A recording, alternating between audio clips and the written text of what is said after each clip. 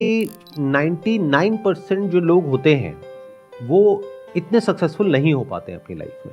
Yes sir. और जो 1% या उससे भी कम, मान लो 0.1% या 0.01% ऑफ द वर्ल्ड्स पॉपुलेशन, वो कुछ कमाल का कर पाते हैं। Yes sir. तो ऐसा क्यों होता है? क्या डिफरेंस होता है उन लोगों में? सर वो फोकस रखते हैं अपने काम पे और डिस्ट्रैक्शन से बचते हैं।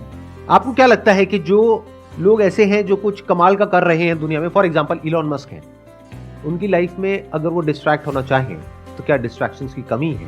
बिल्कुल, बहुत सारे डिस्ट्रैक्शन। जितनी आपके पास में है डिस्ट्रैक्शंस, जिसको भी आप डिस्ट्रैक्शंस बोलते हो, उससे ज्यादा ऑप्शंस है उनके पास में या कम है? ज्यादा। तो वो जो चाहे वो कर सकते हैं।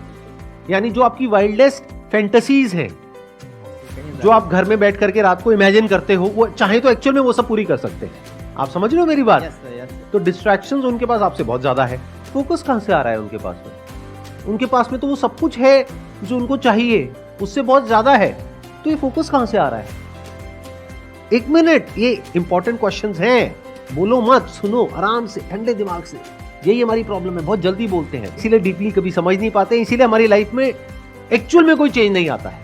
बट ऊपर ऊपर लेवल से सुन लेते हैं, हाँ सर बहुत बढ़िया बोल रहे हो, बहुत बढ़िया बोल रहे हो, बहुत अच्छा लग रहा है सर, तालियां बजाई। उसके बाद में घर गए, वही किया जो कर रहे थे, कोई फर्क नहीं आया। सर मुझे लगता है कि वो एक बार जो गोल उन्होंने डिसाइड कर लिया, उसी से रिलेटेड चीज़ों को पढ़ते हैं, उस गोल से रिलेटेड लोगों से मिलते हैं, उनके साथ में उठते बैठते हैं, तो वैसी ही बातें होती हैं। ऐसा तो नहीं है। अगर आप इलॉन मस्क की लाइफ को ध्यान से स्टडी करोगे तो देखो उन्होंने अपनी लाइफ में क्या क्या किया। So there is no one particular goal in his life, there are multiple goals.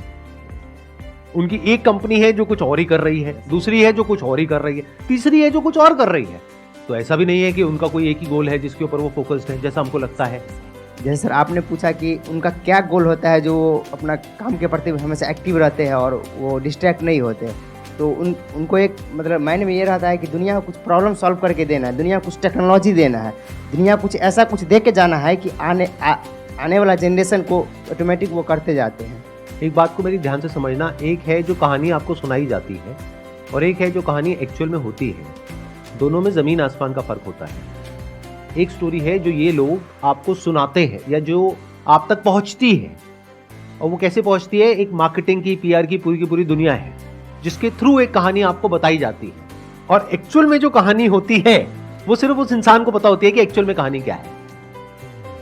मेरी बात आई एम नॉट श्योर आप में से कितनों को समझ आ रही है, कितनों को नहीं आ रही है।